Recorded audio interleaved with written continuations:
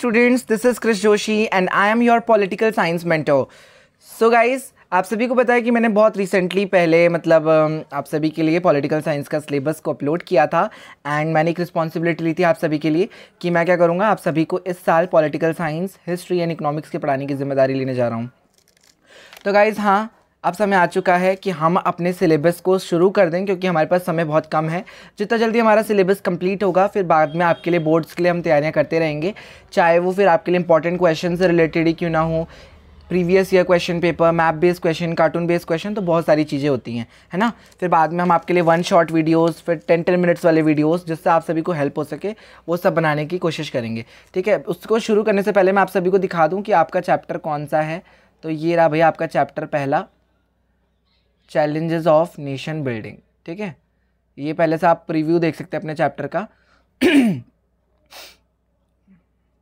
है ना। ये एक फ़ोटो है और कभी कभार इसी फोटो को एक इलेबोरेट वे में क्वेश्चन में पूछ लिया जा सकता है सीबीएसई के थ्रू, क्योंकि सीबीएसई पेपर कैसे बनाता है, वो लाइन बाय लाइन कुछ भी उठा लेता है अपने एनसीईआरटी बुक से। तो मेक श्योर कि आप एनसीईआरटी जरूर रीड करें। तो इसलिए आज की जो वीडियो होने वाली है वो बहुत लेंदी होने वाली है, लाइन बाय लाइन एक्सप्लेनेशन होने जा रहा है एनसीईआरटी का।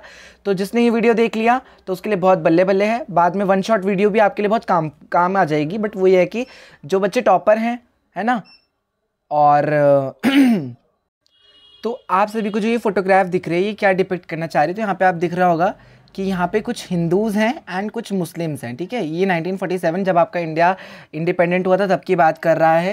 साथ ही साथ यहाँ पे आपको कुछ फ्लैग्स वाले लोग दिख रहे होंगे, मैं आपको दिखाने की कोशिश करूँगा। ये देखिए फ्लैग दिख रहा है, आपको दिख ही रहा होगा फोटो में कि एक तरफ हिंदूज़ का फ्लैग है एंड एक तरफ मुस्लिम्स का फ्लैग है, ये और ये देख सकते हैं आप, ठीक है।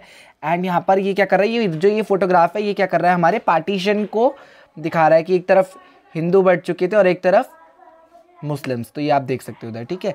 और इस चैप्टर में हमें क्या पढ़ने को मिला है, थोड़ा सा इंट्रोडक्शन देख लेते हैं हम।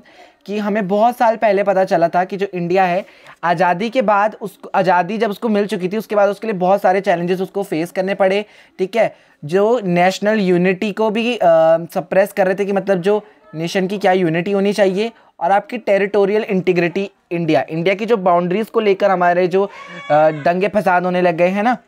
तो यहाँ पर क्या हुआ, एक छोटी सी स्टोरी पॉलिटिक्स में बनाई गई है जिसमें इंडिया ने कैसे अपने 3 चैलेंजेस को इंट्रोड्यूस किया नेशन बिल्डिंग के लिए है, और फिर बाद में डिकेड्स तक ये चलते रहा, है ना। और कैसे फ्रीडम जो पार्टीशन के साथ हमें मिली थी उसने एक वॉयलेंस को क्रिएट किया। हमें फ्रीडम तो मिल गई थी बट पार्टीशन हो गया था हमारा, तो इससे बहुत दंगे फसाद हुए, बहुत लार्ज बोलूँ तो लार्ज स्केल तक बहुत हमारी दंगे फसाद हुई। अभी आप आगे चैप्टर में पढ़ेंगे कि कैसे जो हमारी क्या बोलते हैं, ये जो प्रिंसली स्टेट्स थी अंदर उनमें लड़ाई होने लग गई, बहुत सारा डिस्प्यूट हमें पढ़ने को मिला। इंडिया की यूनियन, इंडिया को जो बाउंड्रीज़ को लेकर झगड़ा चल रहा था, अब इंडिया को लग रहा था कि भाई क्या होगा, ये हमारी सारी बाउंड्रीज तो अपनी अपनी सेपरेट कंट्रीज़ बना लेंगी, तो इंडिया तो एक बहुत छोटा सा पार्ट दिख जाएगा। तो इंडिया को बड़ा पार्ट दिखाना था मैप में, तो इसलिए इस वजह से भी इंडिया के जो लीडर्स थे वो क्या कर रहे थे, स्ट्रगल कर रहे थे कि भाई हम क्या करें, सब सारी जितनी भी स्टेट्स हैं, कंट्रीज़ हैं, उनको इंडिया की यूनियन में मिलाएंगे, ठीक है। और कुछ लोगों की एस्पिरेशंस जागने लग गई, मतलब उपेक्षा, कि हमें इंडियन यूनियन को कैसे बरकरार करके रखना है और यहाँ पे हमें डाइवर्सिटी को बरसाना है, मतलब बसा के रखना है, तभी तो जहाँ पे डिफरेंट लैंग्वेजेस के लोग होंगे। तो ये सारी चीज़ें आप इसमें पढ़ने वाले हो। तो ये तो था इंट्रोडक्शन, अब चलिए आगे चैप्टर को पढ़ते हैं। तो ये रहा आपका chapter 1, challenges of the national building. तो जब हमें क्या होता है, आधी रात में, मतलब मध्य रात्रि में क्या होता है, हमें आज़ादी मिल जाती है, जो कि आपको डेट दिख रही होगी 14 से 15 अगस्त, है ना। तो आपको दिख ही रहा होगा इंडिया ने क्या किया था, इंडिपेंडेंस अपनी हासिल कर दी थी। तो जो यहाँ पे हमारे जवाहरलाल नेहरू थे, जो कि हमारे फर्स्ट प्राइम मिनिस्टर थे इंडिया के, उन्होंने क्या किया था, एक स्पीच, एक कॉन्स्टिट्यूएंट असेंबली में उन्होंने एक स्पीच देने के लिए वो रेडी होते हैं कि हमारा भाई देश आज़ाद हो चुका है, तो वो एक स्पीच देना चाह रहे थे। तो उस स्पीच को उन्होंने नाम रखा ट्रीस्ट विद डेस्टिनी। ये आपको दिख ही रही होगी, सॉरी हाँ पेन नहीं देता हूँ, 1 मिनट। तो ट्रीस्ट विद डेस्टिनी, और ये क्वेश्चन एमसीक्यू में बन सकता है, तो ये आपके लिए 1 मार्कर में बहुत हेल्पफुल होगा, ठीक है। और ये वो मोमेंट था जिसके लिए इंडिया सालों से मतलब वेट कर रहा था, और ये हमने हिस्ट्री की बुक्स में भी पढ़ा होगा कि कैसे हमारे बहुत सारे लीडर्स ने आवाज़ उठाई, बहुत सारे नेशनल मूवमेंट हुए, आपने पढ़ा होगा जलियांवाला बाग में सिक्रे हो गया, साइमन कमीशन, बहुत सारी चीज़ें आपने पढ़ी है अपनी हिस्ट्री में.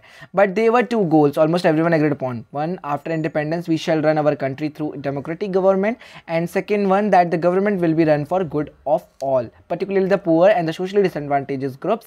Now that the country was independent, the time had come to realize the promise of freedom. मतलब कि यहाँ पे गवर्नमेंट दो गोल्स को लेकर चलती है. उन्होंने बोला कि भाई आज़ाद के बाद हम क्या करेंगे, हम एक ऐसी कंट्री को बनाएंगे जो कि डेमोक्रेसी को लेकर चलेगी, एक डेमोक्रेटिक गवर्नमेंट को बनाएंगे. और दूसरा उन्होंने क्या गोल बना के चला, उन्होंने कहा कि हम क्या करेंगे, लोगों के भले के लिए काम करेंगे, good for all of us, एक दूसरे के भले के लिए काम करेंगे. और स्पेशली उन लोगों के लिए हम काम करेंगे जो कि गरीब हैं और जो समाज उनको क्या कर रहा है, शोषित कर रहा है. जैसे कि हमारी जो बैकवर्ड क्लासेस हैं उनको इतनी ज़्यादा माइनॉरिटीज़ नहीं मिल पाती, राइट. तो उनको फ्रीडम के बाद उनको प्रायोरिटी देनी थी. इंडिया जो फ्रीडम में आया तो ये एक इजी टास्क नहीं था बिल्कुल भी. इंडिया जो बॉर्न हुआ है वो बहुत डिफरेंट सर्कमस्टांसेस में हुआ है. मतलब इंडिया ने बहुत ज़्यादा एक तरीके से बोलूँ वायलेंस सहा है, बहुत सारी हार्डवर्क की है, हमारे लीडर्स ने अपना बलिदान दिया है. तो उसके बाद कहीं जाके तब हमारा जो इंडिया है वो आज़ाद हुआ है. तो कहीं ना कहीं हमारे लिए बहुत ज़्यादा एक तरीके से, तो यहाँ पे वही बताया जा रखा है कि और कोई ऐसी कंट्री नहीं है जिसने इंडिया की तरह ये चैलेंजेस को फेस किया होगा 1947 की तरह, है ना. और जो 1947 का जो भी हमारा ये हम बोले एक तरीके से जो ये हमारी एक हैपनिंग हुई थी पार्टीशन की, तो बोला जाता था कि ये ऐसी आज़ादी थी जिसने क्या किया था, एक डिविडेंड रूल ला गया था कि ब्रिटिशर्स ने आज़ाद तो कर दिया था बट एक डिविडेंड रूल छोड़ के चले गए थे कि हिंदू मुस्लिम को अलग कर दिया था.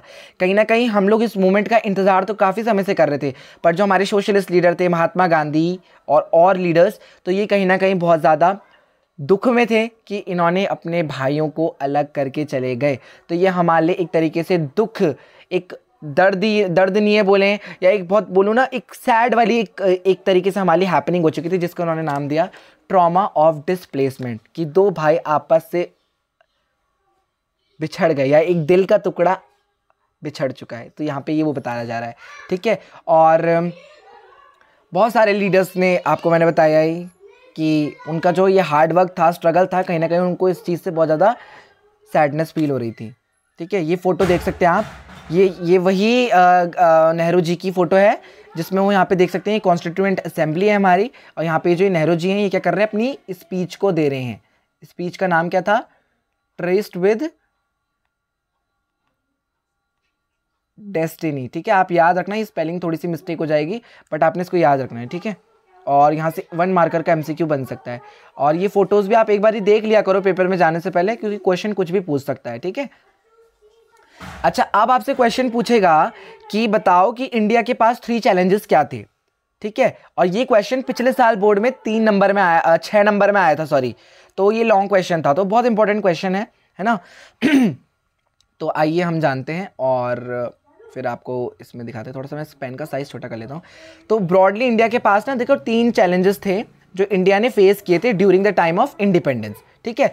तो पहला चैलेंजेस यही था कि वो क्या करेंगे, शेप करेंगे नेशन को शेप कैसे करेंगे कि भाई वो इंडिया का जो, देखिए इंडिया का जो हमारा लैंड मास है, जो हमारा इंडिया फैला हुआ है, उसका जो लैंड है वो बहुत ज़्यादा वास्ट है.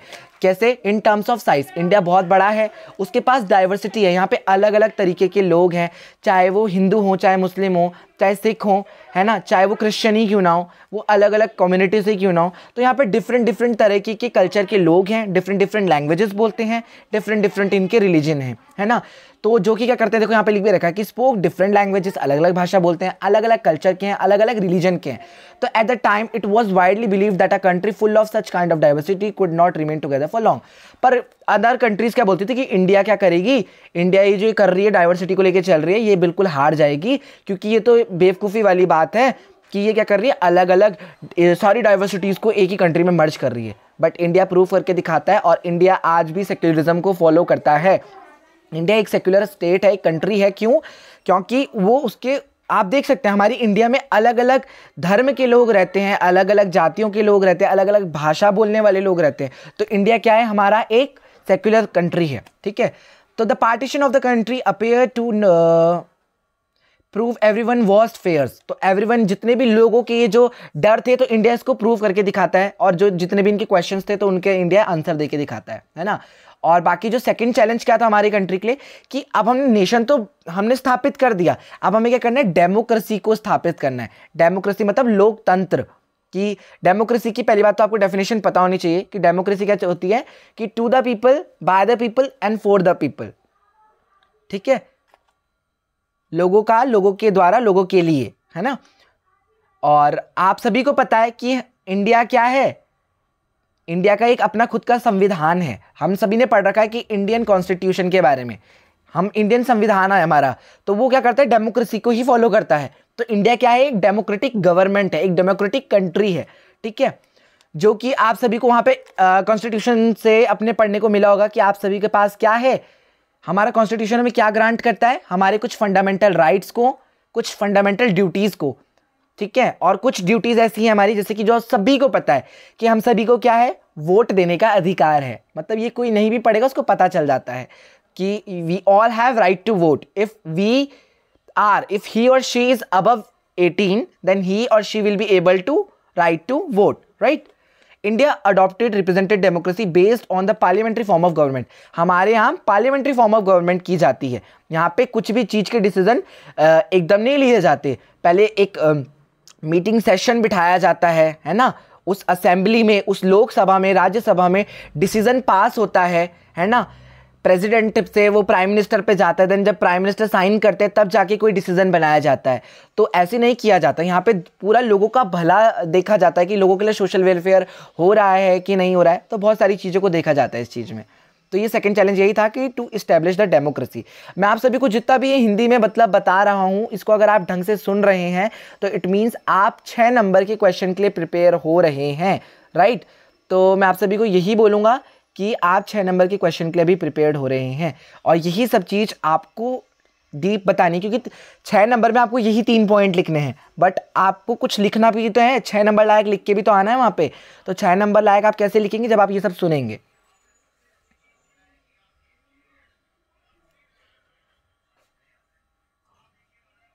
ठीक है, अब जो थर्ड चैलेंज था कि वो क्या था कि to ensure the development and wellbeing of the entire society and not only for some section. Here again the constitution clearly let down the principle of equality and special protection to socially disadvantages groups and religious and culture communities.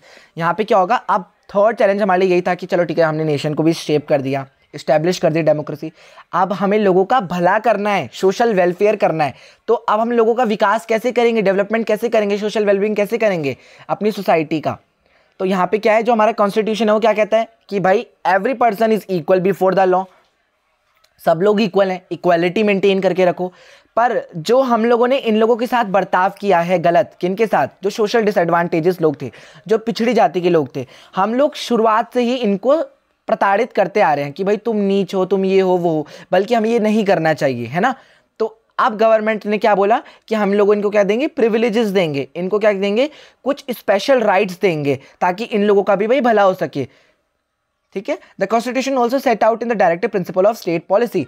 यहाँ और यही हमारा जो constitution है वो हमारी DPSP यानी directive principle of state policy के अंतर्गत क्या करता है, जो ये गोल्स बना रहा है इनके वेलफेयर के लिए, इन सब चीज़ों को प्रैक्टिस करता है, ताकि कर सके हम एक डेमोक्रेटिक पॉलिटिक्स को लेकर इन चीज़ों को अचीव कर सकें, ताकि हम इन लोगों को भला कर सकें। The real challenge now was to evolve effective policies for economic development and eradication of poverty.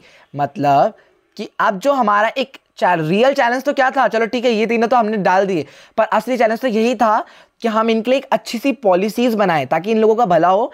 ये इकोनॉमिकली भी भाई, सोशली तो हमने इनको करना ही है कि हमें ये जो लोगों की मेंटालिटी है इसको खत्म करना है, बट इकोनॉमिकली उनका खाना पीना, रहन सहन, है ना, ये सब चीज़ें इनको प्रोवाइड करानी है, इनका इकोनॉमिक आर्थिक विकास भी करना है, साथ ही साथ इनसे गरीबी को दूर कर देना है। तो यही सब चीज़ें इसके अंदर आपने पढ़ी है। अच्छा, ये आप कुछ देख सकते हैं, ये कुछ हमारी स्टैम्प्स हैं जो कि मार्क की गई थी 1950 के थ्रू। तो ये थोड़ा सा ये आपको रीड करना पड़ेगा, इतना इंपॉर्टेंट नहीं है, बट आप रीड करके जाइएगा क्योंकि CBSE कुछ भी मतलब दे देता है लाइन उठा के, है ना। तो ये आप देख सकते हैं इस पिक्चर बेस्ड क्वेश्चन, खैर ये तो इतना इंपॉर्टेंट नहीं है बट मैं आपको बता देता हूँ, बता रहा हूँ देखने के लिए। अब मोस्ट इंपॉर्टेंट टॉपिक है ये जो आपको समझ में आना चाहिए, पार्टीशन, डिस्प्लेसमेंट एंड रिहैबिलिटेशन। तो जब 14-15 अगस्त, हम इसको मिडनाइट बोला है ना, तो 14 एंड 15 अगस्त दोनों बोला जाता है इसको। यहां पे क्या हुआ था, यहां पे क्या होता कि जो दो हमारी स्टेट्स थी, इंडिया एंड पाकिस्तान, ये एग्जिस्टेंस में ही नहीं थी, बल्कि इसने क्या रिजल्ट किया, इसका रिजल्ट यही था कि हमारा जो इंडिया था वो पार्टीशन में बट चुका था। हमारा इंडिया का बिल्कुल बंटवारा हो चुका था, एक तरफ हिंदू एक तरफ मुस्लिम। ठीक है, यही बता रखा है। The drying of the border democratic that each country mark the culmination of political development that you have read about in history textbooks। ठीक है, तो यहाँ पर जो ये पॉलिटिकल डिस्प्यूट्स चल गए थे, डिविडेंड रूल आ गए थे, हिंदू मुस्लिम हो गए, तो यहाँ पे वही बता रखा है जो कि आपने अपनी हिस्ट्री में पढ़ा है। अब जो ये टॉपिक आ रहा है बहुत इंपॉर्टेंट है कि टू नेशन थ्योरी। ठीक है, तो जो ये टू नेशन थ्योरी है, तो इसके अकॉर्डिंग माना गया कि जो इंडिया है वो क्या है, वो अकेले इंडिया ही नहीं है। इंडिया दो रिलीजियस कम्युनिटी से मिलकर बना है, जो कि क्या है, हिंदू एंड मुस्लिम। ठीक है, और ये जो मुस्लिम लोग हैं ये क्या कह रहे हैं कि भाई हमें हमारे एक सेपरेट कंट्री बनानी है, जिसको इन्होंने नाम दिया पाकिस्तान। ठीक है, a separate country for the Muslims. उन्होंने कहा कि हमें मुस्लिम्स के लिए एक सेपरेट कंट्री बनानी है। The Congress oppose this theory, but Congress के लोग इसको अपोज करते हैं। क्यों? क्योंकि वो मानते हैं कि हिंदू मुस्लिम भाई भाई हैं, इनका बंटवारा नहीं करना चाहिए, है ना। The political competition between the Congress and the Muslim League and the British role lead to the decision of the creation of the Pakistan. तो यहां पर क्या हो गया था कि भाई कांग्रेस तो और मुस्लिम के बीच में क्या होता है, पॉलिटिकल कंपटीशन हो रहा था। ये लोग लड़ रहे थे कि भाई हम नहीं देंगे तुम्हें पार्टीशन, पर जो ये ब्रिटिशर्स थे ना, ये बड़े गंदे लोग थे। ये आए, इन्होंने हम पे इतना रूल किया, जाते जाते इन्होंने क्या कर दिया, जाते जाते भी खुश नहीं थे हमें आज़ादी देते हुए। क्यों? इन्होंने बोला कि भाई अब काम करते हैं, इनको अलग कर देते हैं, इनके बीच में लड़ाई करा के चल जाते हैं। तो ये लोग हम पे डिविडेंड रूल छोड़ के चले गए, मतलब इतने चालू थे ये ब्रिटिशर्स। अब आते हैं कि चलो ठीक है, जो ब्रिटिशर्स ये करके चले गए थे, ऑर्डर आ गया था, तो भाई अब ऑब्वियस सी बात है कि हमें पार्टीशन तो करना पड़ेगा। अब माना गया कि भाई पार्टीशन होगा कैसे। ठीक है, तो इन्होंने डिसाइड किया कि अभी तक जो हमारी कंट्री, हम इसको इंडिया बोलते थे, बट ये क्या है, ये दो कंट्री से मिलकर बना है, जो मैंने आपको पहले भी बता चुका है इंडिया और पाकिस्तान, है ना। तो अब इन्होंने कहा कि जो डिवीजन होगा, माना कि ये बहुत पेनफुल हमारे लिए डिवीजन होने वाला है कि अपने भाई भाई अलग हो जाएंगे, है ना। बट ये बहुत ज़्यादा हमारे लिए डिफ़िकल्ट हो चुका था कि हम डिसाइड ही नहीं कर पा रहे थे कि अब हम पार्टीशन करेंगे भी तो किस बेसिस पे करेंगे। ठीक है, तो देन यहाँ पे इनकी जो भी नेगोशिएशंस हुई, बातचीत हुई, तो इन्होंने उससे इनको एक चीज़ पता चली। इन्होंने कहा कि हम क्या करेंगे, जो पार्टीशन करेंगे वो हम क्या करेंगे, ऐसे प्रिंसिपल से करेंगे रिलीजियस मेजॉरिटी के, कि मतलब जिस भी जगह पे जिस धर्म के लोग ज़्यादा होंगे, अगर जिस जगह पे हिंदू ज़्यादा होंगे तो वो इलाका इंडिया होगा, और जिस जगह पर मुस्लिम ज़्यादा होंगे तो वो पाकिस्तान, यानी वो मुस्लिम की मेजॉरिटी का एरिया होगा। तो मतलब रिलीजियस मेजॉरिटी के बेस पे इन्होंने पाकिस्तान की टेरिटरी को बना डाला कि बोला जिस एरिया में हिंदू होंगे वो इंडिया का हो जाएगा पार्ट, जिस एरिया में मुस्लिम होंगे वो पाकिस्तान का पार्ट हो जाएगा। ये आइडिया सिंपल तो लग रहा था, बट इसमें हमें बहुत सारी डिफिकल्टीज को फेस करना पड़ा। और यहाँ पे क्या होता है कि किसी भी एरिया में मुस्लिम मेजॉरिटी अलग नहीं, मतलब ज़्यादा नहीं थी। आधी मुस्लिम मेजॉरिटी उधर थी, आधी मुस्लिम मेजॉरिटी इधर थी। इंडिया तो खैर हर जगह जगह था ही, बट मुस्लिम मेजॉरिटी एक ईस्ट साइड थी और एक वेस्ट साइड थी, है ना। इधर ये ईस्ट, इधर वेस्ट साइड। तो वेस्ट साइड वाला तो आप सभी को पता ही है कि पाकिस्तान है ये, बट ईस्ट साइड वाला जो पाकिस्तान है, जो बांग्लादेश इस साइड वाला जो ये एरिया है ना, तो ये वाला पाकिस्तान, तो ये आप देख सकते हैं west and east Pakistan separated by a long expanse of Indian territory. यही दो एरिया ऐसे थे जहां पे मुस्लिम मेजॉरिटी ज्यादा में थी। पर ऐसा नहीं था कि सारे ही लोग, सारे एरिया क्या कर रहे थे कि वो पाकिस्तान बनाना चाह रहे थे। एक मुस्लिम लीडर ऐसे भी थे जो इस चीज को अपोज कर रहे थे, ठीक है, जिनका नाम था खान अब्दुल गफर खान। और ये बहुत ज़्यादा इम्पॉर्टेंट आपका एमसीक्यू बन सकता है यहाँ से। ये खान अब्दुल गफर खान की कौन वो थे, लीडर थे, इन्होंने मना किया था। और इनको ना नॉर्दर्न वेस्टर्न फ्रंटियर प्रोविंस के लीडर भी कहा जाता है, और इनको फ्रंटियर गांधी के नाम से भी जाना जाता है, ठीक है। और इन्होंने अपोज किया था मोहम्मद अली जिन्ना की टू नेशन थ्योरी को, जिसने कहा था कि भाई पार्टीशन करो, वो बहुत गंदा था। और इनको NWFP, यानी ये जो मैंने आपको बता ही दिया है कि नॉर्थ वेस्टर्न फ्रंटियर प्रोविंस, ठीक है। तीसरी प्रॉब्लम क्या थी हमारे लिए कि जो मुस्लिम मेजॉरिटी थी ब्रिटिश इंडिया की, वहाँ पे जो पंजाब और बंगाल थे, इन इन एरियाओं में हमें क्या करा दिक्कत आने को मिली, क्योंकि यहाँ पे मुस्लिम और हिंदू दोनों ही तरीके के लोग रहते थे, ठीक है। यहाँ पे कुछ नॉन मुस्लिम्स भी थे। तो यहाँ पर क्या हुआ, मैं आपको बता दूँ, बड़ा ही दंगे फसाद हुए। मैं आपको बताता हूँ, ठीक है। Eventually it was decided that these two provinces were bifurcated according to the religious majority at the district और इवन लोअर लेवल। तो यहाँ पर क्या हुआ था, रिलीजियस मेजॉरिटी के बेस में यहाँ पर भी पार्टीशन हुआ, मुस्लिम्स एंड हिंदू के बीच में, ठीक है। The decision could not be made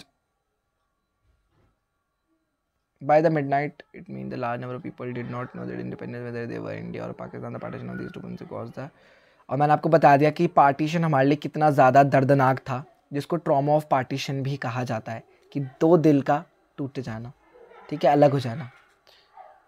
तो ये आप सभी को बता दिया है मैंने, है ना। अब आता है कि परिणाम क्या थे हमारे कॉन्स्टिट्यूशन के, संविधान के क्या परिणाम थे, है ना। कॉन्सिक्वेंस मतलब होता है कि उसका क्या नतीजा निकला, क्या आउटकम निकला। तो जो ये 1947 का जो टाइम पीरियड था, ठीक है, ये ऐसा ईयर था कि जो सबसे बड़ा लार्जेस्ट ईयर माना जाता है। क्यों? क्योंकि यहाँ पर क्या हुआ था, ये जो भी हमारा हादसा हुआ, ये एक अनप्लान्ड हादसा था, जिसमें क्या होता है, ट्रैजिक ट्रांसफर ऑफ पॉपुलेशन। एक पॉपुलेशन दूसरी जगह एकदम लार्ज अमाउंट में जा रही थी, और दूसरी पॉपुलेशन इधर से दूसरे एरिया में लार्ज अमाउंट में जा रही थी। आधी रात में पार्टीशन हो जाता है, हमें नहीं पता चलता कि भाई हमारा पार्टीशन हुआ है कि नहीं हुआ है, ठीक है। तो यहाँ पर क्या होता है कि अब देखो, पाकिस्तान तो ईस्ट और वेस्ट में बट गया, पर वहाँ पर अगर मुस्लिम रह रहे थे मेजॉरिटी में, तो वहाँ हिंदू भी रह रहे थे। तो अब इन लोगों को पता नहीं चला कि पार्टीशन हो गया। तो भाई लोगों को बोल दिया गया कि पार्टीशन हो चुका है, लोगों को पता ही नहीं था कि पार्टीशन हो चुका है, आप लोग अपना घर खाली कीजिए। अब भाई जो जिस घर का मालिक था, वो अपने आप को वहाँ पर एलियन समझने लग गया, कि मतलब उसको भगा दिया गया, उसको पता ही नहीं चला कि मैं अब जाऊँ तो कहाँ जाऊँ। और फिर जब लोग भगदड़ मचा रहे थे इधर से उधर, तो जिस इलाके में हिंदू इलाके में मुस्लिम ज़्यादा थे, तो वो मुस्लिम को मार रहे थे, जिस मुस्लिम इलाके में हिंदू ज़्यादा थे, तो वहाँ हिंदुओं को मारा जा रहा था। तो इससे क्या होता कि पॉपुलेशन एक जगह से दूसरी जगह ट्रांसफ़र कर रही थी। इसी को इन्होंने नाम दिया कि ट्रैजिक ट्रांसफ़र ऑफ पॉपुलेशन, ठीक है। और यहाँ पे क्या होता, बहुत ज़्यादा लार्ज अमाउंट में कम्युनल वायलेंस हुआ, वायलेंस चालू हो गया, दंगे फसाद हो गए, मार काट, ठीक है। वुमेन्स को रेप करने लग गए, ठीक है, साथ ही साथ अटैक कर रहे थे, मार रहे थे, ये भी चीज़ें हो रही थी। और साथ ही साथ यहाँ पे क्या हो रहा था, जो भी पॉलिटिकल और पॉलिटिकल एडमिनिस्ट्रेशन था, वो बिल्कुल वीक पड़ चुका था, लॉ पूरा फेल्ड हो गया था, कुछ भी सरकार कुछ नहीं कर पा रही थी। साथ ही साथ यहाँ पे ये क्या हो रहा था कि बहुत सारी लाइफ, जितनी भी लोगों की लाइफ थी, वो बिल्कुल खतरे में आ चुकी थी, लोग मर जा रहे थे, कितनी ज़्यादा डेथ हो रही थी लोगों की, क्योंकि ऑब्वियसली बात है इतना बड़ा वायलेंस हो रहा था, है ना, हिंदू मुस्लिम के बीच में। साथ ही साथ यहाँ पे क्या हुआ था, रेफ्यूजी कैंप्स बनाए गए थे। अब आप खुद सोचो कि जब किसी को उसका घर नहीं मिला, अब ऑब्वियसली बात है कि अगर कोई ईस्ट पाकिस्तान में रह रहा है और अब उसको भगा दिया जाएगा, और वो सारा मुस्लिम इलाका है, वो जाएगा तो कहाँ जाएगा। अब उसको जाना है, मुस्लिम इलाके से बाहर जाना है, तो ऑब्वियसली बात है उसको क्या करना पड़ेगा, थोड़ा समय तो लगेगा जाने में। तो अब जब वो जाएगा, उसको मारेंगे, तो उसको बच बच के जाना है। तो इंडियंस ने क्या कर दिया था, जहाँ जहाँ पे इंडियन वाले इलाके थे, वहाँ पे उनके लिए कैंप बना दिए कि जब तक उसका घर नहीं मिलता, वो यहाँ पे रहेगा, उनको एक शेल्टर मिल जाता था, वो वहाँ पे खाते पीते थे, ठीक है। फिर बाद में उनको उनके घर तक पहुँचा दिया जाता था, यहाँ पे ये बता रखा है। और ये जो दंगे फसाद होते थे, ये पता है कैसे सिटीज़ में ज़्यादा होते थे, लाहौर हो गया, पंजाब हो गया आपका, हरियाणा, ये आपने पहले से सुन रखा है कि मुस्लिम एरिया माना जाता था इसको, यहाँ पे बहुत लड़ाई होती थी। ये जो आपको फोटो दिख रही है कि ट्रेन में यहाँ पे इतने ज़्यादा लोग यहाँ पे क्या कर रहे हैं, ये चढ़ रहे हैं, ट्रेन चल रही है, ये लोग कैसे चढ़ रहे हैं, इतनी ज़्यादा भीड़ हो रही है। तो यही ट्रैजिक ट्रांसफ़र ऑफ पॉपुलेशन है, कि कैसे एक पॉपुलेशन दूसरी जगह से जा रही है। अगर आपसे इससे पार्टीशन, जब भी ये फ़ोटो CBSE आपसे पूछे, तो आप क्या करना, पार्टीशन से रिलेटेड आपको जो भी पता होगा आप इसमें वो लिख सकते हैं, क्वेश्चन आपसे पूछ सकता है। देखिए, अ ट्रेन फुल ऑफ रिफ्यूजी, ये रिफ्यूजी थे जो एक जगह से दूसरी जगह जा रहे थे, इनको कैंप मिल रहा था बेचारों को। तो इससे रिलेटेड अगर आपने पार्टीशन चैप्टर पढ़ा है, तो आप इससे रिलेटेड पिक्चर बेस्ड क्वेश्चन कर सकते हैं, ठीक है। तो देखो यहाँ पे आपको बता रखा है कि कोलकाता भी डिवाइड हो चुका था, अमृतसर एंड कोलकाता, ठीक है, कम्युनल जोन्स बन चुके थे। ये यहाँ पे बहुत ज़्यादा मुस्लिम सिख के बीच में लड़ाइयाँ हो रही थी, है ना। Force to abandon their home, कि तुम अपना घर छोड़ो, ठीक है। बेचारे एक जगह से दूसरी जगह जा रहे थे। मैंने आप सभी को यहाँ पे पूरा बता दिया है कि वुमेन्स को रेप कर रहे थे, ठीक है, ये सब कुछ वही है। बाकी यहाँ पे मैंने आपको ये पूरा ये भी बता ही रखा है आपको कि जो हमारे कुछ राइटर्स ऐसे थे जिन्होंने इस पार्टीशन को एक नाम दिया था, ट्रॉमा ऑफ पार्टीशन, जिसका मतलब था डिवीजन ऑफ हार्ट, दो भाइयों के दिलों का या दो दिलों का बंटवारा हो जाना। ठीक है।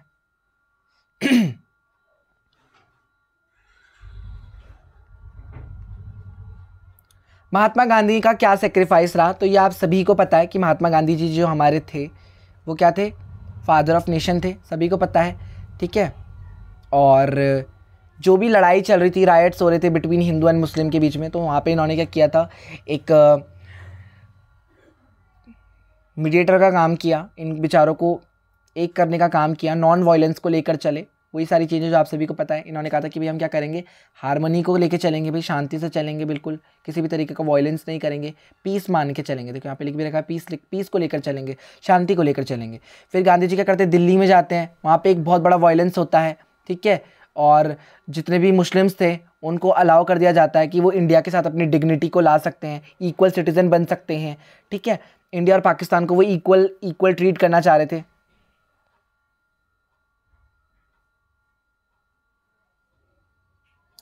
और फिर वो बहुत अनहैप्पी भी थे कि जो इंडियन गवर्नमेंट ने पाकिस्तान के साथ जितने भी अपने टर्म्स सॉर्टेड कर रखे थे, तो वो अब उनको इतना तरीके से उनको वो वैल्यू नहीं दे रहे हैं। तो गांधी जी ने इस चीज़ में बहुत एक्शन लिया, और गांधी जी ने इवन हिंदू ही नहीं मुस्लिम्स के लिए भी काफ़ी वर्क किया है। तभी जो खान अब्दुल गफर खान थे, तभी वो गांधी जी के लिए इतना ज़्यादा वो कर रहे थे, दुख मना रहे थे जब पार्टीशन हो रहा था, है ना। तो ये गांधी जी के बारे में है, ये आप पढ़ सकते हैं।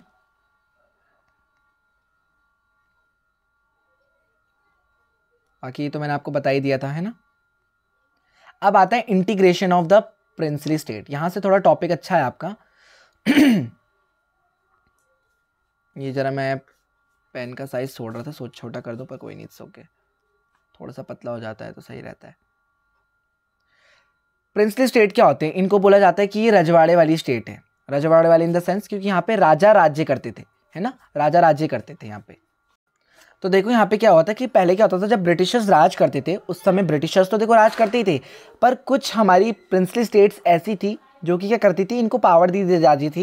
यहाँ पे जो प्रिंस थे वो रूल करते थे, तो इनको एक कुछ पावर दी जाती थी कि ये इंटरनली अपना जो एक पावर है, जो अपना दबदबा है, दबाव बना के रखे पूरे लोगों पे, तो वो ये रजवाड़े वाली स्टेट काम करती थी। और एक्सटर्नली इनको कंट्रोल ब्रिटिशर्स ही करते थे, है ना। तो यहाँ पे वही बता रखा है। और इनको इन्होंने क्या नाम दिया था कि इसको पैरामाउंटेसी और सुजरेनिटी भी बोलते थे ब्रिटिश काउंट की, कि मतलब असली में राज तो ब्रिटिशर ही कर रहे हैं, बट इनको एक तरीके से मनाने के लिए ब्रिटिशर्स ने एक चाल बनाई कि भाई हम क्या करते हैं, इनको इंटरनल दे देते हैं, एक्सटर्नली इनको कठपुतली की तरह चलाएंगे तो ब्रिटिशर्स ही। यहाँ पे वो बता रखा है। ठीक है। और इसी को प्रिंसली रूल भी मतलब कहा जाता था कि ये लोग प्रिंसली रूल करेंगे, और बट एक्सटर्नली जो इनके ऊपर जो क्राउन की तरह जो राज करेगा वो होगा हमारे ब्रिटिशर्स। तो ब्रिटिशर्स बहुत तेज थे, पता है आपको। अब प्रॉब्लम क्या आ रही थी भाई, तो just before independence it was announced by the British that with the end of their rule over India paramountcy of the British crown over princely state would also lapse. मतलब इंडिपेंडेंस से पहले ही announce कर दिया था British India के द्वारा कि जैसी पार्टीशन होगा, ब्रिटिशर्स का जो सत्ता है, ब्रिटिशर्स की जो सत्ता है वो चली जाएगी। तो साथ ही साथ जो ये पैरामाउंटेंसी है ब्रिटिश क्राउन की, कि जो ब्रिटिश क्या कर रहे हैं, प्रिंसली स्टेट पे एक्सटर्नली दबाव बना के रख रहे हैं, रूल कर रहे हैं, तो ये उससे भी दूर मतलब ये भी हट जाएगा। मतलब ब्रिटिश अब इनको एक्सटर्नली वो नहीं करेंगे, इन पे रूल नहीं करेंगे। तो इट मीन्स कि जितनी भी स्टेट हैं तो ये अब इंटरनली इंडिपेंडेंट तो थी, बट अब ये एक्सटर्नली भी इंडिपेंडेंट है। तो इन लोगों ने सोचा कि भाई हम क्या करते हैं, हम इंडिया की यूनियन में ज्वाइन ही नहीं होंगे, हम क्या करेंगे, अपनी खुद की सेपरेट एक स्टेट बना लेंगे। अब ब्रिटिश कंट्री इनको बोल के गई कि भाई तुम फ्री हो, तुम इंडिया को भी ज्वाइन कर सकते हो, पाकिस्तान को भी ज्वाइन कर सकते हो, नहीं कर सकते तो तुम क्या करना, अपनी खुद की सेपरेट एक वो बना लो। The problem started very soon. First of all the ruler of Travancore announce state had decided on independence. तो जो रूलर थे हमारे त्रवणकोर के, उन्होंने क्या बोला, यहीं से हमारी प्रॉब्लम शुरू हो गई प्रिंसली स्टेट्स को लेके हमारी लड़ाई झगड़े। तो फर्स्ट ऑफ ऑल क्या हुआ था, जो त्रवणकोर के रूलर थे उन्होंने अनाउंस कर दिया कि जो स्टेट है वो इंडिपेंडेंट हो चुकी है। और जो निज़ाम थे हमारे, आप त्रवणकोर में पढ़ोगे कि इन लोगों ने कैसे प्रिंसली स्टेट को बोला कि हमें प्रिंसली स्टेट बनानी है, जो निज़ाम थे हैदराबाद के, है ना। और ये जो आप फोटो देख रहे हैं, इसमें आप ये चीज़ देख सकते हैं कि जो जितनी भी हमारी ये जो ये पीला पीला वाला पार्ट है, ये है ना, ये हो गया, ये हो गया, ये हो गया, ये जो जितना मैंने पिंक पिंक कर रखा है येलो येलो पार्ट है, ये तो आपका ब्रिटिश इंडिया का पार्ट है। बट यहाँ पे आपको जितना भी ये ब्लू ब्लू वाला पार्ट दिख रहा होगा ना, ये सारा का सारा पार्ट आपका प्रिंसली स्टेट का पार्ट है। कौन सी स्टेट का पार्ट है? प्रिंसली स्टेट का। अब इंडिया को लगा अगर ये इंडिया से अपनी सेपरेट नेशन बना लेगा, अपनी सेपरेट स्टेट बना लेगा, तो इंडिया तो मैप में इतना सा दिख जाएगा। तो इंडिया का तो साइज बिल्कुल छोटा हो गया इन टर्म्स ऑफ ये कॉन्टिनेंटल बेस पे बोलूँ तो, है ना। तो इंडिया को लगा नहीं, हमें इनको रोक के रखना है, इनको यूनियन में बना के रखना है, ताकि भाई हमारा इंडिया जो है वो मैप में बिल्कुल अच्छे से बड़ा दिखे साइज वाइज, है ना। और हैदराबाद भी अपनी सिमिलर अनाउंसमेंट कर देता है कि जो नवाब और ठीक है कि जो ये निज़ाम है हैदराबाद के, ये भी बोलते हैं कि हमें सेपरेट नेशन चाहिए। और जो रूलर्स थे भोपाल के, नवाब हो गए, है ना, इन्होंने भी बोला कि हम कॉन्स्टिट्यूशन असेंबली को ज्वाइन कर रहे हैं और हमें भी क्या करना है, प्रिंसली स्टेट की मतलब इनको अपनी खुद की एक स्टेट बनानी है, ठीक है।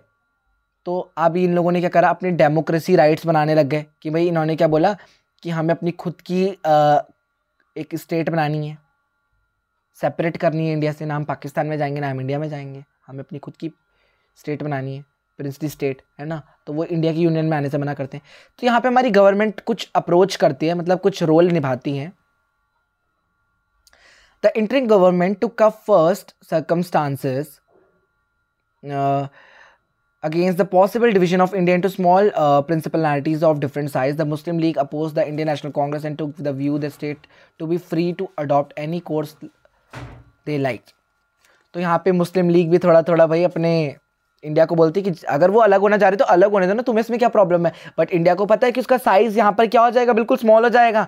तो यहाँ पर जो हमारे एक लीडर थे सरदार वल्लभ भाई पटेल, वो बहुत ज़्यादा एक इंपॉर्टेंट एंड क्रूशियल रोल है उसको प्ले करते हैं। सॉरी मेरी जीभ लड़बड़ा गई। तो ये क्या थे, हमारे डिप्टी प्राइम मिनिस्टर थे, होम मिनिस्टर भी थे, और इस क्रूशियल पीरियड में एक बहुत इंपॉर्टेंट रोल निभाते हैं। ये एक हिस्टोरिक रोल यहाँ पे ये प्ले करते हैं। ये नेगोशिएशन यानी बातचीत करते हैं जो रूलर्स थे, जो राज कर रहे थे प्रिंसली स्टेट के, उन राजा से, और उनको क्या करते हैं, डिप्लोमेटिकली एक इंडियन यूनियन में ले आते हैं, उनको ले आते हैं। तो but it was very complicated task which required skilful persuasion, क्योंकि बहुत ज़्यादा कॉम्प्लिकेटेड टास्क था। आप किसी राजा को बोल रहे हो कि तू मेरी राज्य में आ जा। अब भाई राजा को तो क्या है, उसको तो राज्य करने के लिए ही चाहिए। तो उस राजा को इंडिया यूनियन में लाना एक बहुत बड़ी बात थी, और इसके लिए एक स्किल होनी चाहिए, आपके अंदर एक कला होनी चाहिए, जो कि हमारे लीडर किसके पास थी, सरदार वल्लभ भाई पटेल के थ्रू। यहाँ पर बताया जा रहा है कि एक स्टेट भी बहुत बड़ी मानी जाती थी, स्मॉल स्टेट भी। क्यों? जो ओडिशा था वो 26 स्मॉल स्टेट से बना था, जो आज का उड़ीसा है। तो लगा लो अगर ये सब अलग हो जाती तो आज हमारा इंडिया इत्तू सा होता, इत्तू सा, ठीक है। यहाँ पे गुजरात के बारे में बता रखा है कि गुजरात जो था वो 14 बड़ी स्टेट से मिलकर बना, है ना। ये सब चीजें बता रखी है। The government approach was guided by 3 considerations. Firstly, the people of most of the state clearly wanted to become a part of the Indian Union. उनको इंडियन यूनियन में लाना था. Secondly, the government was prepared to be flexible in giving autonomy to some religion. क्योंकि अब ऐसा है कि जो लोग मान जा रहे थे उनसे वो साइन करवा दे रहे थे, ठीक है। वो मैं आपको बताऊंगा उस डॉक्यूमेंट को क्या बोलते हैं।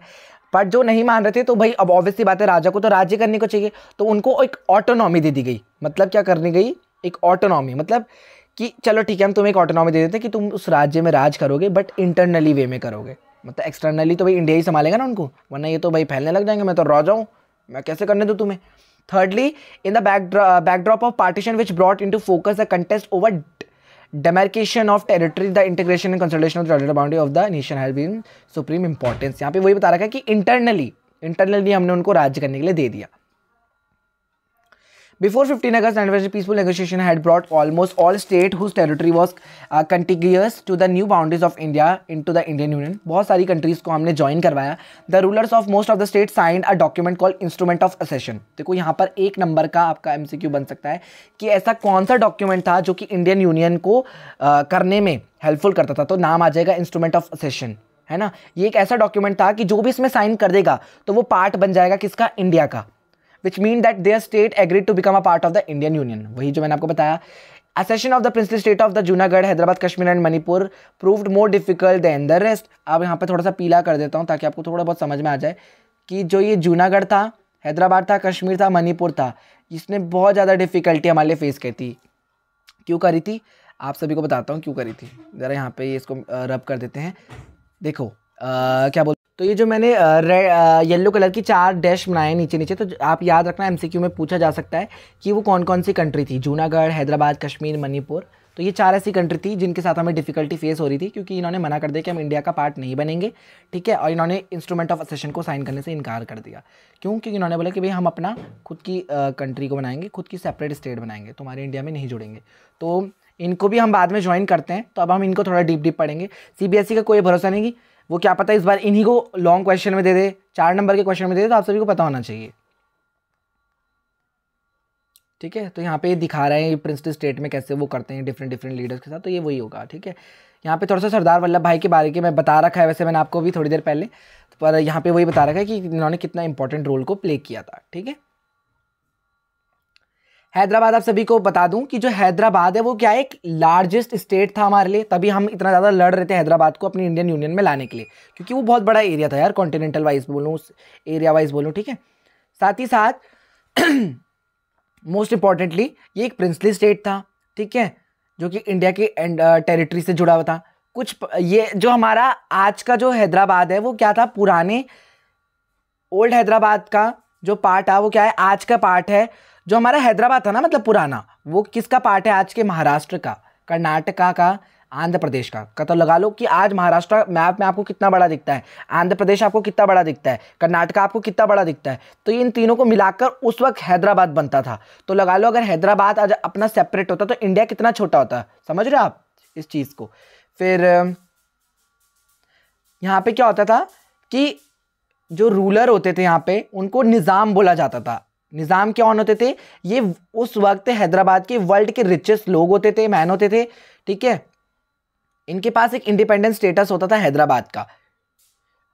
और ये लोग क्या करते हैं, इंस्ट्रूमेंट ऑफ असेशन में साइन करने से तो मना कर देते हैं, बट ये बोलते हैं कि चलो ठीक है अभी हम बातचीत ही करेंगे, अब हम तुम्हारे साइन तो नहीं करते, पर चलो ठीक है आगे तुम्हें बता देंगे। तो यहाँ पे कि स्टैंड स्टिल एग्रीमेंट को साइन कर देते हैं, कब, नवंबर 1947 को। तो ये डेट इंपॉर्टेंट है फॉर योर 1 मार्कर क्वेश्चन, ठीक है। सीबीएसई डेट कहीं की भी उठा के दे देता है, तो आप सभी को याद होनी चाहिए डेट्स भी, ठीक है। तो स्टैंड स्टिल एग्रीमेंट वो होता है कि चलो ठीक है अभी हम 1 साल तक देखते हैं, हमारा जब मन करेगा हम तुम्हारा साइन कर देंगे। In the mean time a movement of the people of the Hyderabad state against the Nizam rule gathered force. The peasantry in the Telangana region in particular was the victim of Nizam oppressive rule and rose against him। तो यहाँ पर क्या हो रहा था कि जो तेलंगाना के लोग थे वो क्या कर रहे थे, खुश नहीं हो रहे थे, वो चाह रहे थे कि जो हैदराबाद है वो इंडिया का पार्ट बन जाए। तो ये लोग अपोज करते हैं, पर फिर जो हैदराबाद की जो एडमिनिस्ट्रेशन होती है, यानी जो निज़ाम होते हैं, ये लोग क्या करते हैं, इनके लिए एक ऑपरेसिव रूल ला देते हैं। बोलते कि तुम लोग क्या कर रहे हो, तुम लोग हमारी सरकार को हटाना चाह रहे हो, कैसी बातें कर रहे हो तुम लोग। तो ये लोग क्या करते हैं, इनके ऊपर फिर क्या करते हैं, स्ट्रिक्टली क्या करते हैं, इनको एक तरीके से बोलते हैं ना, इनको सजा दे देते हैं। तो कैसे, जो इनको अपोज कर रहे थे उनको जेल में डाल दिया जा रहा था, साथ ही साथ इनको मारा जा रहा था, जो वुमेन्स थी उनको साथ गलत किया जा रहा था, उनको घर से उठा के रेप कर दिया जा रहा था।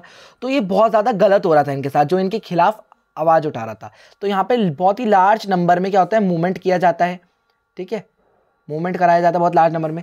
और जो हैदराबाद था वो क्या था, एक सेंटर बन चुका था इस मूवमेंट का, ठीक है। फिर यहाँ पे क्या होता है, जो निज़ाम है वो क्या करते हैं, निज़ाम तो चलो ये गलत तरीके से इनके साथ ऑपरेसिव रूल करने लग जाते हैं। तो यहाँ पे क्या होता है, जो कांग्रेस पार्टी के लोग थे, इंडिया के लोग, यहाँ पर क्या करते हैं, इनको बचाने के लिए अपनी मिलिट्री को भेजते हैं, ठीक है। तो वो इनकी हेल्प करती है। बट यहाँ पे क्या होता है, जो हैदराबाद की जो एक मिलिट्री है, जिसको पैरा मिलिट्री फोर्स बोलते हैं, ये वो मिलिट्री फोर्स होती हैं जो कि अंदर होती है, बॉर्डर पे नहीं होती है, बॉर्डर के अंदर होती है। तो ये लोग क्या करती है, इनको हमने क्या नाम दिया था, रजाकर्स। इस मिलिट्री फोर्स को हमने क्या दिया था, रजाकर्स। ये एक ऐसे एट्रोसिटीज़ होती थी जो कि क्या करती थी, इन लोगों को सबक सिखाती थी, किसके ऑर्डर पे, निज़ाम के ऑर्डर पे, ठीक है। तो यहाँ पे देखो बता दिया है मैंने आपको कि कैसे लोगों का मर्डर हो रहा था, रेप हो रही थी वुमेन, लूट लिया जा रहा था उनको, ठीक है। तो यही सब चीज़ें आपको बताई जा रही है। फिर यहाँ पे क्या होता है कि हमारी जो गवर्नमेंट है वो कुछ थोड़ा एक्शन लेती है इनके लिए, इनके लिए क्या करती है, इनके लिए अपनी सरकार इंडियन की मिलिट्री फोर्स को भेजती है। फिर यहाँ पे 1 हफ्ते तक लड़ाई झगड़े होते हैं, बाद में क्या होता है, इंडिया जीत जाती है, एंड फाइनली हैदराबाद की जो निज़ाम है, रजाकर फोर्स थी, वो सरेंडर कर देती है और इंडियन यूनियन में हैदराबाद हमारा पार्ट बन जाता है। तो ये थी हैदराबाद की कहानी। अब हम पढ़ते हैं मणिपुर की कहानी। तो फ्यू डेज बिफोर इंडिपेंडेंस, तो आज़ादी के कुछ दिन पहले जो हमारे महाराजा थे मणिपुर के, जिनको बौद्धाचार्य सिंह भी बोलते हैं, बौद्धाचंद्र, ठीक है, वैसे बौद्धाचार्य भी बोलते हैं और बौद्धाचंद्र भी बोलते हैं, ठीक है। तो ये क्या करते हैं, इंस्ट्रूमेंट ऑफ सेशन में साइन कर देते हैं, ठीक है। और इससे क्या होता है, इनको बोल दिया जाता है कि चलो ठीक है साइन कर लो। अब ये राजा थे तो इनको बोला गया कि ठीक है तुम इंडिया के पार्ट बन गए हो और तुम क्या कर सकते हो, अपने राज्य में इंटरनली ऑटोनॉमी इनको दी जाती है कि तुम इंटरनली राज करोगे, बट एक्सटर्नली जो था वो इंडिया ही इनको संभालेगा। Under the pressure of the public opinion the Maharaja held election in Manipur. अब जो मणिपुर के लोग थे वो राजा से खुश नहीं होते कि एक तो उसने बिना पूछे इंडियन इंस्ट्रूमेंट ऑफ असेशन में साइन कर दिया। अब वो बोलते हैं कि चलो एक काम करो कि मणिपुर में इलेक्शन को हेल्ड कराओ। तो जब पब्लिक इन पे प्रेशर डालती है तो यहाँ पे क्या होता है, मणिपुर एक पहला ऐसा स्टेट था जिसने यूनिवर्सल अडल्ट फ्रेंचाइज के तहत डेमोक्रेटिकली एक इलेक्शन को वहाँ पे हेल्ड कराया, ठीक है। और याद भी रख लो आप डेट, जून 1948, क्योंकि यहाँ पे आपका 1 मार्कर क्वेश्चन बन जाता है, सॉरी, ठीक है, ये 1 मार्कर क्वेश्चन। बट यहाँ पे क्या होता था कि जो कॉन्स्टिट्यूशनल मोनार्की चलती थी, मोनार्की मतलब जहाँ राजा रूल करते हैं, ठीक है। In the Legislative Assembly of Manipur, there were sharp differences over the question of merger of Manipur with India. While the state Congress wanted the merger, other political parties were opposed to this. The government of India succeeded in pressuring the Maharaja into signing a merger agreement in September 1949. तो बस वही सब चीज़ें जो मैंने आपको बताया कि जो लोग थे वहाँ के वो खुश नहीं थे, बट राजा साइन कर देता है। तो बस यही चीज़ें बता रहे हैं और वो लोग आज भी बोलते हैं कि भाई राजा ने क्यों साइन किया है इसमें। बट फाइनली जो हमारा मणिपुर था ये भी हमारा पार्ट बन जाता है, ठीक है।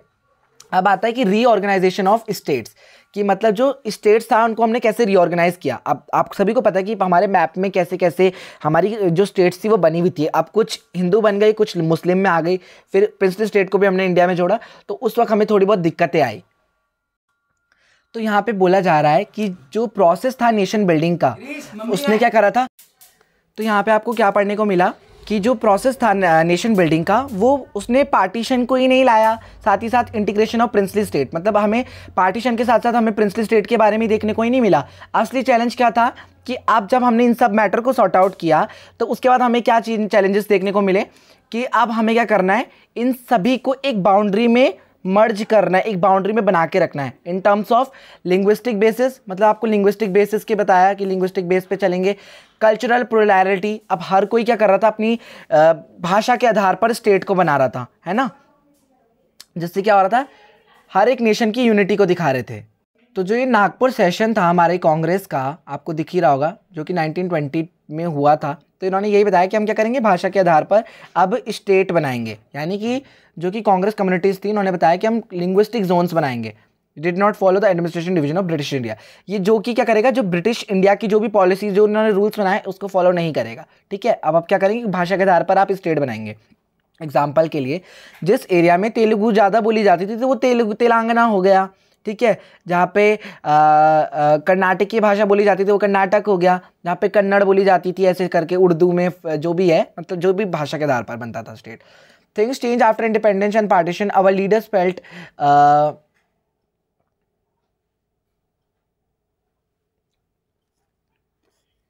मैंने बता दिया भाषा के आधार पर स्टेट बन रही थी, ठीक है। ये भी आपको एग्जाम्पल के थ्रू बता दें कि तेलुगु स्पीकिंग एरियाज। बट अब हमें क्या हो रहा था कि कुछ ऐसे एरियाज थे हमारे जहाँ पर हमें कुछ दिक्कतें आ रही थी, इनको भाषा के आधार पर स्टेट बनाना ही पड़ा। तो जो तेलुगु स्पीकिंग एरियाज थे, ठीक है, जो कि आज तेलंगाना है, बट वो पुराना क्या था, हमारा ओल्ड मद्रास था, जिसमें क्या है आज का प्रेजेंट, ठीक है।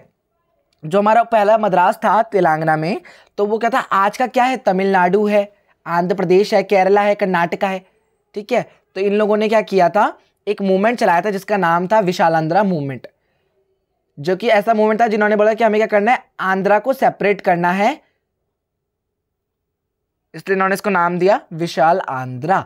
Demanded that the Telugu speaking area should be separated from the Madras. Madras से आंध्रा को हटाना है और अपना एक तेलुगु स्पीकिंग एरिया बनाना है, ठीक है। और इसी को इन्होंने लिंग्विस्टिक, जो मैंने बताया था लिंग्विस्टिक बेस पे, और इसी को मद्रास प्रोविंस, मद्रास से इसको हटाना था, ठीक है। The movement gathered momentum as a result the central government vacillation. तो यहाँ पर एक लीडर थे जिनका नाम था पोटी सिरुमुल्लू, देखिए थोड़ा सा इंटरेस्टिंग नेम है, हंसी आएगी आपको, बट ये सच्ची में एक लीडर थे जो कि क्या करते हैं, इस मूवमेंट को और अच्छा बनाने के लिए क्या करते हैं, हड़ताल चालू कर देते हैं, जिनको वेटेरियन गांधीयन भी बोला जाता है, ठीक है।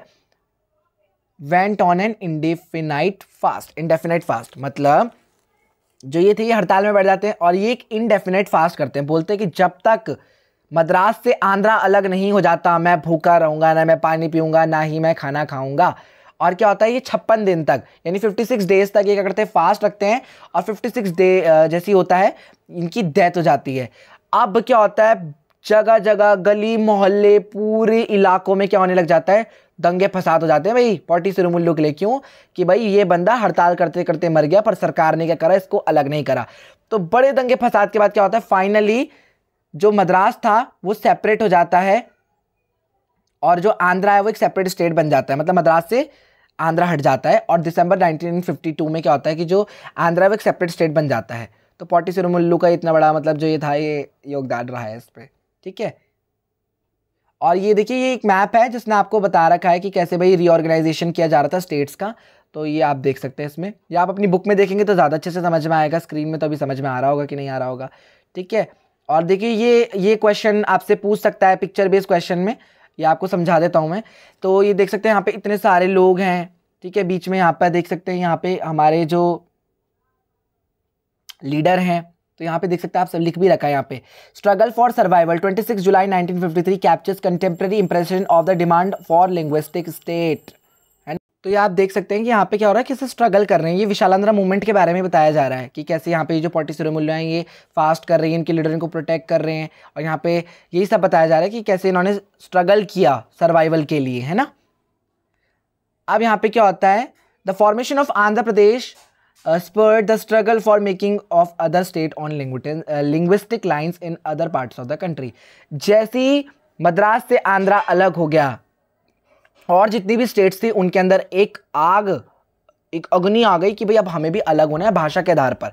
These struggles forced the central government into appointing a state reorganization commission in 1953। और जब इसी लोगों ने स्ट्रगल चालू किया और सरकार पर क्या करा, जोर डाला, तो फिर क्या हुआ, सरकार को जबरदस्ती इनको क्या करना पड़ा, भाषा के आधार पर स्टेट बनाना पड़ा। तो इन्होंने क्या करा, एक स्टेट रीऑर्गेनाइजेशन कमीशन को बनाया 1953 में, जिसको SRC भी बोलते हैं, ठीक है, शॉर्ट फॉर्म याद रखना है। SRC कब बना, 1953 में। पहले बता दूं कि पहले सरकार को लगता था कि अगर हम भाषा के आधार पर एक स्टेट को बनाएंगे तो क्या होगा, ये बहुत हमारे लिए एक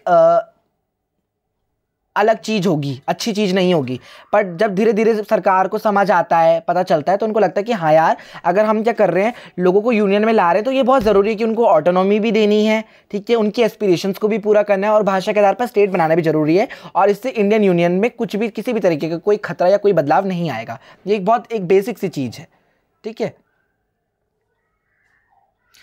The commission in its report accepted that the boundaries of the state should reflect the boundaries of different languages। बल्कि ये क्या है, ये एक डिफरेंट लैंग्वेजेस को ही शो करेगा कि यहाँ पे गुजराती बोली जा रही है तो ये गुजरात है, ठीक है, यहाँ पे मराठी बोली जा रही है तो महाराष्ट्र है, ऐसे करके बस सिंपली। फिर यहाँ पे क्या किया जाता है कि कमीशन तो बना दी गई थी, बट बाद में एक एक्ट बनाया गया जिसको बोला गया था स्टेट रीऑर्गेनाइजेशन एक्ट, जो कि कब पास किया गया था, 1956 में, ठीक है। याद रखना, एमसीक्यू क्वेश्चन बन सकता है यहाँ से, और ये क्वेश्चन कभी 6 नंबर में भी पूछ सकता है कि बताओ कि रीऑर्गेनाइजेशन ऑफ स्टेट कैसे हुआ, घुमा के पूछेगा, ठीक है। बोर्ड में क्वेश्चन पूछे वही जाते हैं, बट कभी कभार घुमा फिरा के पूछ लेते हैं, एकदम नहीं पूछते।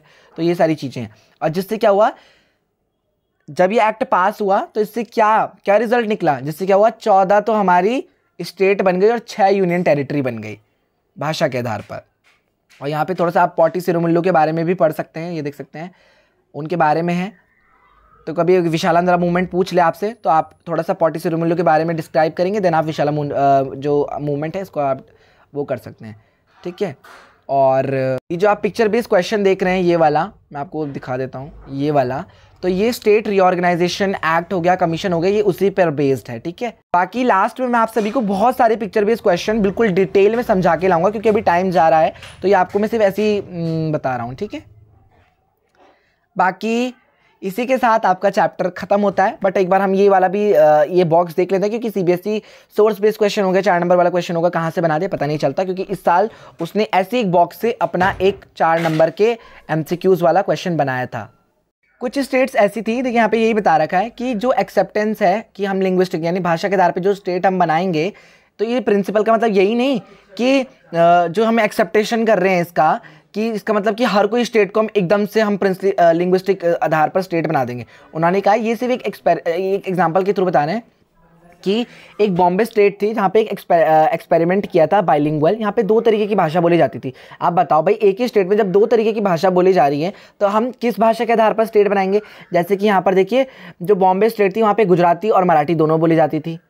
पर लोगों के मतलब क्या बोलते हैं, लोगों के प्रेशर डालने पे सरकार ने फिर क्या कहते हैं, इनको अलग अलग करना पड़ा। फिर इनको महाराष्ट्र अलग बनाया मराठियों के लिए, फिर गुजरातियों के लिए गुजरात अलग बनाया 1960 में। तो यहाँ पे ये बताया जा रहा है, ठीक है।